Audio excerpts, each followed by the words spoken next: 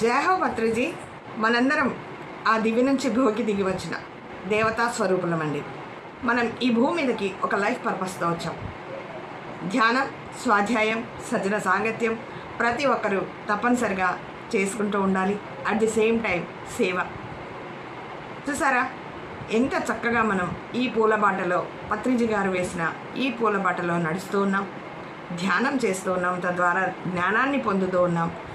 జ్ఞానం నుంచి బ్రహ్మ జ్ఞానం, ఈ లోపల మన షట్చక్రాలు, మన 7 శరీరాలు, DNA 12 పోగులు, మన చుట్టూ ఉన్న ఆరా అన్నీ కూడా యాక్టివేట్ చేసుకుంటూ ఉన్నాం.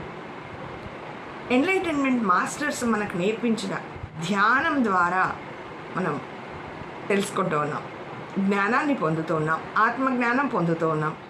మన పూర్ణాత్మ చెప్పినట్లుగా మనం వింటూ ఉండాలి. కానీ మనం మాయలో పడి అన్నీ మర్చిపోతాం.